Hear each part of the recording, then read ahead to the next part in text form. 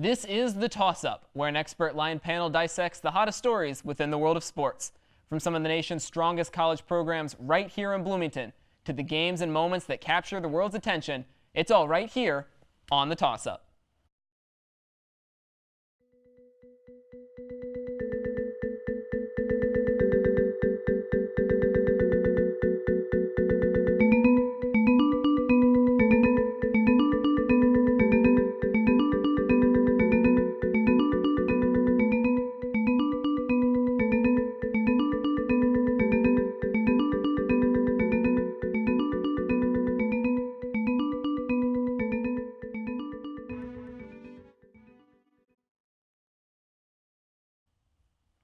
Here we are. It's finally October, which can only mean one thing. No, I'm not referring to Halloween. Ladies and gentlemen, are you ready for some playoff baseball? Well, it's my favorite time of the year, and for the fans of 8 teams in particular, there's a lot to be excited about over this next several weeks. In case you haven't been following along with the playoff race, let me paint the picture for you. The Astros dominated the regular season and will now face a Rays team that won their wildcard game with strong pitching. The Yankees and Twins will face off in a potential slugfest of a series, and the Braves and Cardinals will rely on young stars to carry them through the postseason. Meanwhile, the Nationals took out the Brewers in a comeback victory to set up a starting pitchers showdown against the Dodgers. Now, there's no more room for error. You win your series or you go home and wait for next spring. October is when heroes are made. October is when hearts are broken. October is ready for baseball. And here on The Toss-Up, so are we. Hello, everybody, and welcome to the show. I'm your host, Drew Fry, and I'm joined by an incredible panel of baseball enthusiasts. We've got Jack Grossman immediately to my left. We've got Matt Cohen and Stephen Walker right across from me here in the seats, and we'll hear from Jordan Gould in just a little bit. Now, before we begin, you've probably noticed a little bit of a wardrobe change on our behalf, so I figured I'd just set this up. What we've all decided to do in honor of playoff baseball, we are wearing our own favorite teams in the jerseys, and it does work out for most of us here. I'm going to throw Jack under the bus right away. It works out for most of us here. Steven's got his Yankees gear, Matt Cohen and my Dodgers ready to face off in an LDS. Now, this is going to be fun. I'm really looking forward to this. I'm going to throw a wrench into that real quick. Now, Jack, you might know what's coming. Yes. But your Cubs did not make the playoffs. Oh, really? I didn't know. Yeah, in case you were wondering. But I felt like you should at least represent your division in some fashion here today. Oh. So this is for you. Oh, we're starting out on fire. This is how we're starting this off. It's just, no, there we go. that is way too small. Hold on. We are off to a great we're doing real well. Oh, yes. So there we Where'd go. you Well, get this? well, Jack Don's. It's gonna be a we've great, got some friends in great some screen high grab and low for years places. to come. Oh, yes. Beautiful. So there we go. Yes, Glad to there see we you. go. There Now we go. everyone representing their team today. We're going to start off, though, examining the teams that haven't made the cut. Jack, I'll give you a little bit of time to heal for a second. We'll start over with Steven, and I know you're going to enjoy this. Steven, the defending champion Boston Red Sox didn't make the playoffs. What happened to the Red Sox this year? Let me just say I'm happy I wasn't on this toss-up last year because there's no way I would have wore a Red Sox hat. But what really happened with the Red Sox is their pitching was not good. They had Nathan Eovaldi, last year was the World Series hero, came out of the bullpen in that 18-inning game and pitched phenomenally. Now, he was injured, but they threw some money at him, so that's a problem. He was injured. They weren't counting on that. Chris Sale had his worst year of his career. He did not pitch good, and they threw a big extension at him too. So there's 2 guys that they were counting on to carry the load of the pitching, and it just didn't happen. I mean, Eduardo Rodriguez was their winningest pitcher. I mean, you can't have that. And their bullpen was not good. It was in the bottom half of baseball in ERA, runs given up. Pitching was not good. Their offense was great. Rafael Devers and Xander Bogaerts had some MVP caliber seasons. I mean, Mookie Betts took a step back from last year from his MVP year, but the offense was great. It's the pitching that led to their downfall. And, if they don't make some changes in the offseason with the pitching, then, they could be sitting out in October once again. And another big storyline, Matt, I'll come over to you. You might enjoy this a little bit too. One of the biggest offseason signings, Bryce Harper. Who? Bryce Harper, in case you haven't heard of sorry. him. Yes, yeah. Big Nationals guy for a while, ends up in Philadelphia. Philadelphia was favored by a long shot to at least make the playoffs, maybe even win the division. The Harper-led Phillies really just sort of floundered out. What happened with Philly and Harper? As much as it sucks to say, Harper actually wasn't really the problem. I mean, Harper had a good season, hit over 30 home runs, had 100-plus RBIs.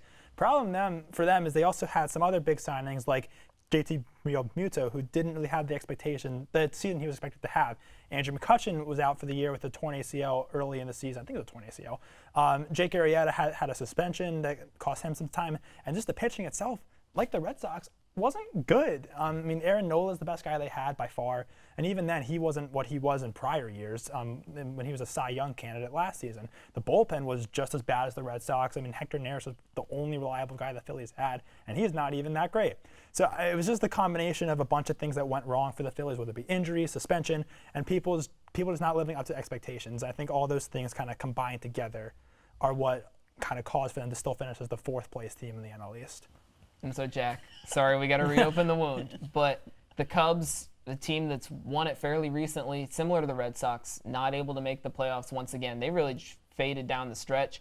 What was different about this Cubs team that wouldn't let them get over the hump this time around? Well, they had some key September injuries, but this was really a flawed team before them. We all knew that. And it was a team that had flaws at the end of last season of where we knew the bullpen sucked, we knew they had an aging rotation, and we knew they didn't have a leadoff hitter. And the front office didn't fix any of that over the course of the offseason. And then when all those were big issues for the first 2-3 months of the season again this year, they acted stunned and shocked that it was an issue. It's almost like, if you have these 3 issues and you don't fix them and then they don't get fixed, why is that a surprise? Yet that's where we were with the Cubs. They tried some late patch fixes, signing Craig Kimbrell, which they should have done over the course of the winter. Instead, they signed him midway through the season, and because of that, he just never really got on track, just because it's hard when you've been, sitting on your couch for 3 months and throwing against high schoolers, then all of a sudden trying to throw a fastball against Yadier Molina and, in a playoff race. But you had those 3 indistinguishable issues that the Cubs never fixed, and they ended up missing the playoffs because of it and scapegoating their manager, Joe Madden, wrongly because of it. So we've had a little bit of a downer to open this show so far. We're going to get into some of these really quality, good playoff teams that were able to make it in. Not that these other teams didn't have their good features, but so far we have you can had go ahead and say the Cubs are terrible. It wasn't pretty compared to years past. So, I mean, the problem with the Cubs, at least as I decided and talking to some other Cubs fans about this, on September 17th, they honored DePaul University. The curse of the DePaul. Did they not DePaul win a game curse. after They that? lost 9 in a row after that. I think that is that's, honestly... yeah, that's the new curse. That's the new I 108-year was curse. informed of that like 7 games into it. That was the first time I was happy about anything related to the Cubs. It's like, yes, DePaul basketball is the reason. It is incredible. So here at Indiana University, we have now determined that the reason the Cubs didn't make the playoffs Is DePaul. Yes, was DePaul. Okay. So on to some of the playoff teams now. Steven, the AL wildcard game has already happened. The Tampa Bay Rays were able to defeat Oakland by a score of 5-1. You're our AL guy here on the panel. What have you seen out of that wildcard game, and do the Rays really represent a threat? I think the Rays do potentially represent a threat. I mean, the Houston Astros were by far the best team this year, but the Rays, what they bring, they have Charlie Morton, who was a hero for Houston in 2017. They have Tyler Glasnow, and they have Blake Snell. Those are 3 good guys. Now, Blake Snell hasn't had the season he had last year when he won the Cy Young. He took a little bit of a step back, but they do have some good pitching. They have a great bullpen, which, as much as I hate to say, I think their bullpen might be up there with the Yankees, but, statistics will prove that point. And then their offense is really good, I think. I mean, you saw that in the wild card game. All their runs were scored via the home run, and which is the way the game is evolving nowadays with, the home run records that were hit this year. But 4 home runs were hit in that game, 2 of them by Andy Diaz. I mean, Sean Manaea is a good pitcher. He no-hit the Red Sox not too long ago. But, he just didn't have his stuff. The A's didn't have their stuff. Charlie Morton has pitched 3 winner go-home games, and he's won them all. The first person in history to win 3 winner go-home games. So, the A's were kind of doomed from the start. Charlie Morton, he brings his stuff in October, and I think if him and the rest of the pitching staff brings their stuff, Houston might be in trouble. Yeah, and speaking of someone who didn't have their stuff, Josh Hader ended up taking the loss in the wild card game between the Brewers and the Nationals. Matt, I know you had yourself a time during fun. that game.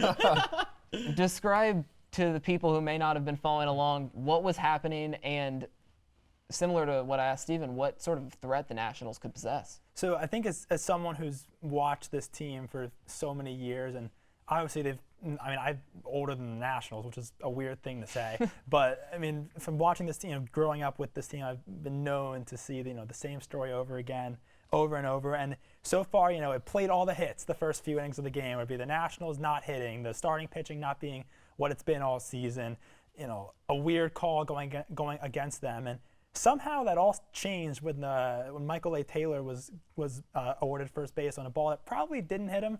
I mean, it just you could argue it may have hit the back. Right. First. Yeah. But in typical years, that doesn't go for the Nationals. There's always one call that's like really close. Catcher's It's like interference. right, exactly. In the Cubs game 5 a few years back. So it's just some weird thing that goes wrong. And I'm sitting there.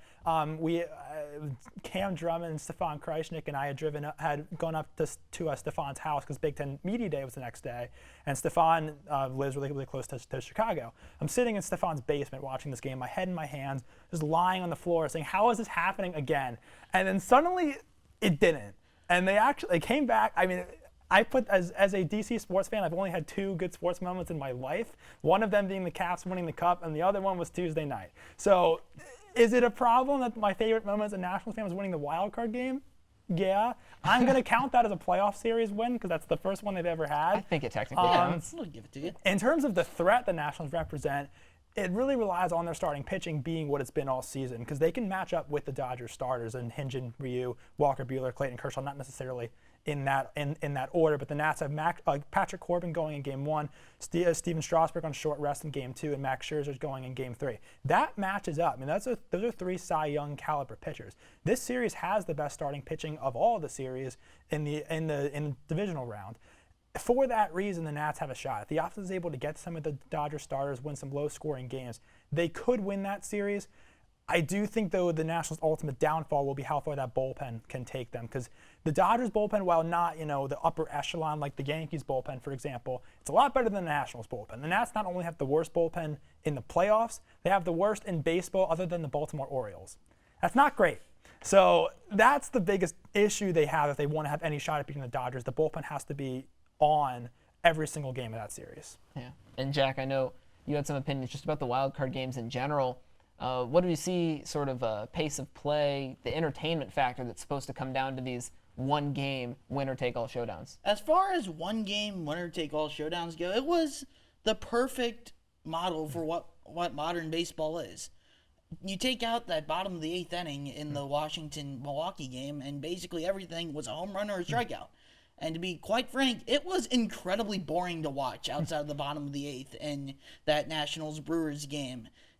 It just wasn't compelling to watch. I mean, you see a few balls leave the yard, and then a bunch of guys standing and a dude whiffing on a bat.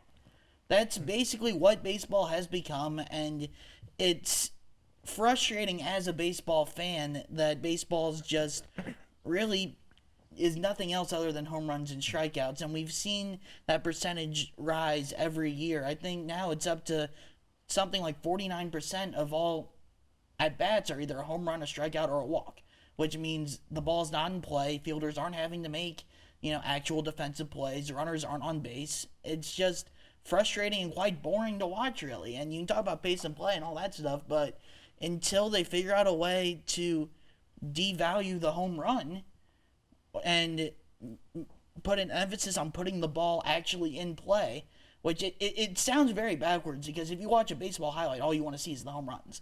But when you sit down and watch a 3.5, heck, a lot of these games are going to go 4 hours, watching 3 15-second home runs do not justify watching the other 3 hours, 59 minutes, and 45 seconds of the action. It just doesn't. Yeah, we've got – I'm sorry to cut you off No, there. you're good. We do have some big storylines that we can definitely address coming up throughout this playoff series. I mean, we've got the Nationals, the Dodgers, and the Astros with killer rotations. We've got the Yankees and the Twins who can just slug their way through. And, I mean, the Rays look like they're getting hot. Jack's new favorite team, the Cardinals, are getting hot. So They've been hot. They have been hot. What is going to be the biggest storyline? Try and keep this under 30 seconds or less. But, Jack, I'll go with you. what is going to be the biggest determinant in this playoff series? Well, it's going to be the bullpens because talk about the other thing about modern baseball is that bullpen usage is up more than what it's ever been. And in the playoffs last season, 50% of the innings pitched were from the bullpens. And whichever bullpens can be the most effective and can be the most durable throughout a long playoff run is the team that's going to win, which is why you gotta make sure you don't overuse the bullpen, because we've seen that a lot the last couple of years also. You got to be able to see what manager can balance the bullpen correctly. I'm going to talk about home runs. I think for the reason that you said of why you didn't like the games, and I don't necessarily agree with your point there, but we can't get we don't have time to get into that. Well, obviously, if you have a rooting interest in the game, you're going to feel right. differently. I mean, I didn't watch the Tampa the Tampa Oakland game just because we were in the car on the way back from Chicago. But I mean, you didn't miss much. Right. I mean, as someone who likes pitching, I mean, maybe it's different. I just feel like with these playoff games, the atmospheres are just so different. You get more of the crowd. I can see in a regular season game why that would be kind of boring because there's not really much of an atmosphere. But when you have these just sold out stadiums and all the noise, I think it makes it. Well, I mean, why we like college games more than the NBA is because the college atmospheres are so much better, and you get that in the MLB postseason. I can't argue. I'll keep this brief, true, I promise. All right. Sorry, we're going way off script here. Yeah, but the game on Wednesday night especially, Tampa hits those 3 home runs and the Oakland crowd was non-existent the rest of the game. That's fair. Other than until the 8th inning, the Washington crowd was non-existent the rest of the game. There's just not much to cheer about when all there is strikeouts. And I like pitching also, but I'd rather see the defense actually be involved in what's going on instead of just the pitcher and the catcher. So, I mean, could the crowd be a determinant? Steven, is it going to be something else? I mean, the crowd is always a term, especially, I mean, for me, like Houston, yeah, and then with Yankee Stadium, I mean, the Bronx is going to be wild when the Twins come to town, especially with the 7 o'clock start Friday night. Like, it's going to be electric. The crowd is always a determinant, and I mean, the bullpen, I have to agree with Jack. Like, the bullpen is always huge. Starting pitching, we already know is going to be great. So many teams have great starters. It's going to be, once you get those starters out of the game, what team's going to have the back end to back up their offense? And that's why teams like the Yankees go out and get guys, even when they don't need them, like guys like Adam Ottavino.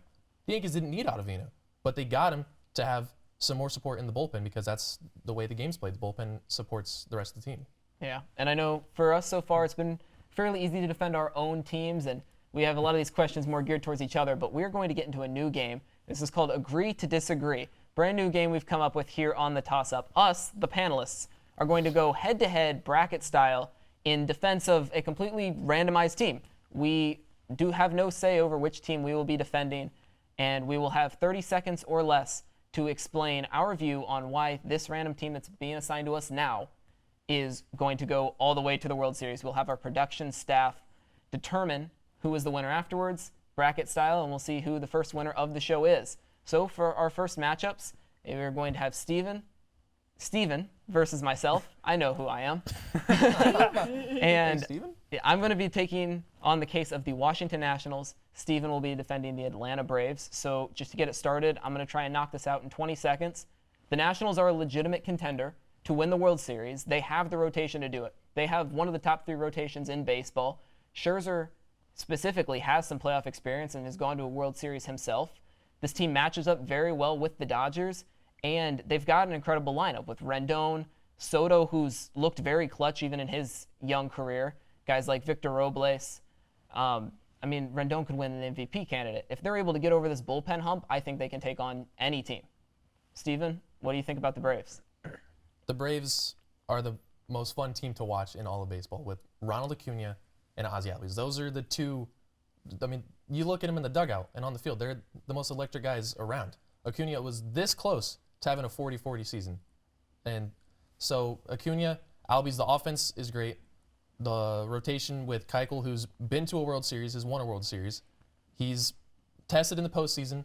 Then you got Mike Soroka, who had an unbelievable year, sub-3 ERA. The pitching staff can compete with anyone.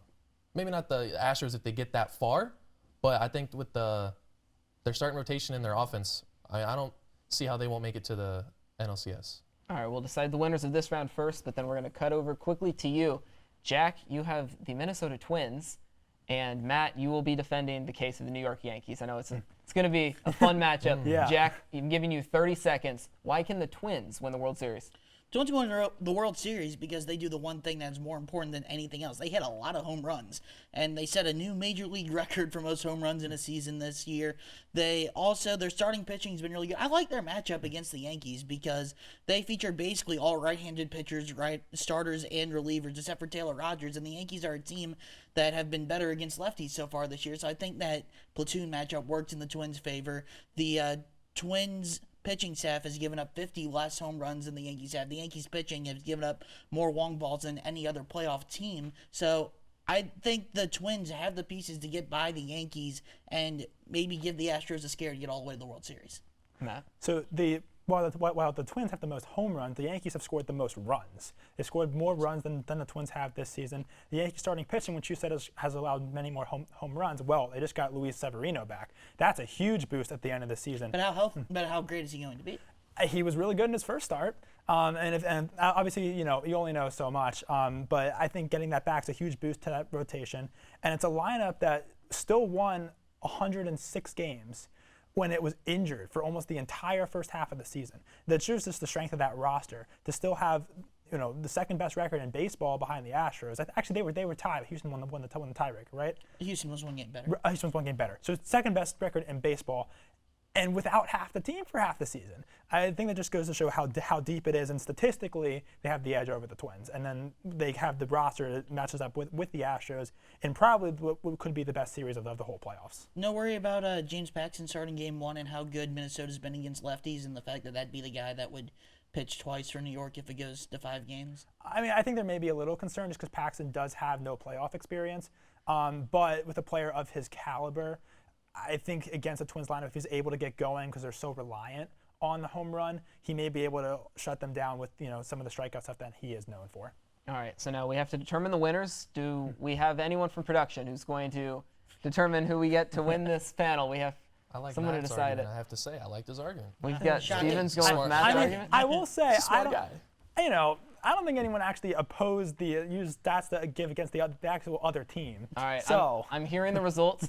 The finals will be between Matt Cohen and myself. I beat I'm Jack sorry, in an Steve. argument? Wow. Yes. That's got to be the first time that's happened. We've got a couple upsets Way to here. go. Okay, so we're running a little low on time, so we're gonna have to keep this down to 15 seconds. Okay, 15 seconds for the finals. Matt, you will be defending the St. Louis Cardinals, and I will be arguing on behalf of the Tampa Bay Rays. I'll let you go first. I mean, the Cardinals are red hot right now. I mean, Jack Flaherty's with the best pitcher in baseball in the second half of the season, a sub-1 ERA. Thank you, Jack. Actually, I really don't want to wear that.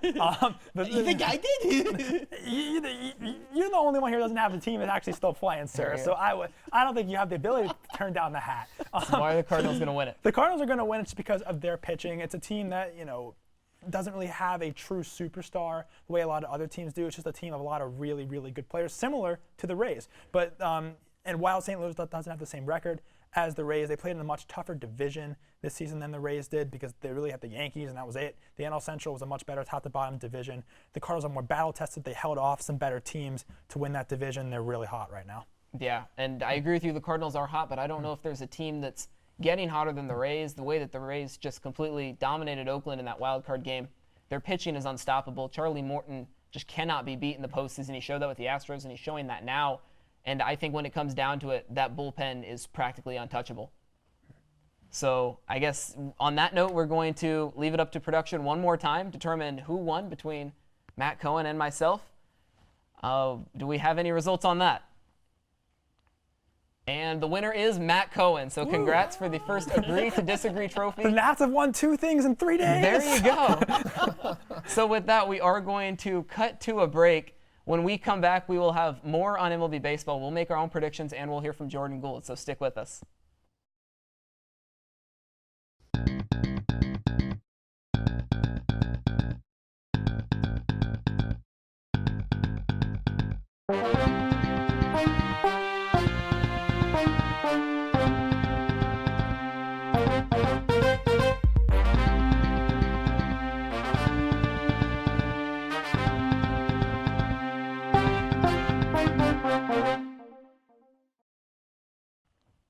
Welcome back to the Toss-Up. Now, we've talked about some of the top teams in Major League Baseball, but back here in Bloomington, the Indiana Hoosiers are currently the defending Big Ten regular season champs. several Hoosiers in recent years have worked their way into the big leagues, with the most notable being Kyle Schwarber, a former catcher for Indiana, who has since won a World Series with the Chicago Cubs. Now, unfortunately for him, the Cubbies just missed out on the playoffs this year, as have several other notable Indiana alumni. The playoffs were just out of reach for some of them, including Sam Travis. He struggled in limited play with the Red Sox this year, and Aaron Sledgers as well wasn't able to latch on to a full-time gig with the Rays. Then there's Alex Dickerson. He wasn't able to crack the postseason either, but he had a breakout campaign with the San Francisco Giants. In just over 150 at-bats, Dickerson launched 6 homers while maintaining a solid batting average of .290. Now there's still one Hoosier left who did get a sniff of playoff ball this year, and that's Oakland A's catcher Josh Phegley. In his age 31 season, Phegley knocked 12 long balls while playing over 100 games as the A's catcher. In the American League wildcard game this past week, Phegley recorded 2 at-bats, but didn't do much with them as the Athletics fell to the Rays 5-1. So with no Hoosiers remaining in the playoffs, we'll have to wait at least another year for an Indiana alumnus to earn himself a ring. But hey, there will be plenty of other ball players who will have to endure that wait as well. And some of those names may really surprise you. For some more on that, we're going to send it over to Jordan Gould. It looks like he's coming in now, and he's giving me the arm. I think I got to hand him the ball. I'm giving it to the righty. Oh, perfect. Off to you. As you can see, I'm an Indians fan. The luck isn't so great for me this offseason, but I'll start this off by naming 10 players. Mike Trout, Bryce Harper, Giancarlo Stanton, Manny Machado, Nolan Arenado, Miguel Cabrera, Robinson Cano, Albert Pujols, Joey Votto, and finally David Price. In the order I named them, these 10 currently have the richest active contracts in Major League Baseball. And 9 of the 10 I mentioned share something in common this season. They're watching October baseball from their TV screens. That's right. As crazy as it sounds, only Giancarlo Stanton of the Yankees is on a club that made the playoffs this season. In an age where we see contracts with astronomical dollar amounts that seem to set new records with each passing season, fans might start to question if mega contracts are worth the long-term investments for their favorite teams. Everybody remembers the A-Rod contract the Yankees were stuck with for years. Miguel Cabrera and Albert Pujols are Hall of Fame-bound players, but most people would agree that they are not worth the amount of money they are currently making that they once were in their prime. I'll give you another contract that has gotten progressively worse ever since the deal was signed. How about Chris Davis's huge deal with the Orioles that went for $161 million over 7 years? Davis finished this season just hitting .179 in over 300 at-bats. So finally, I'll leave you with this. Teams don't always have to spend the big bucks to make the postseason. The lowest 5 payrolls in 2019, the White Sox, Marlins, Orioles, Pirates, and yes, the Tampa Bay Rays at $63 million. $9 million cheaper than Pittsburgh. And while it may end up another LA Houston or New York World Series, Moneyball can get you to October. And who knows, once you're in, we've seen crazier things happen.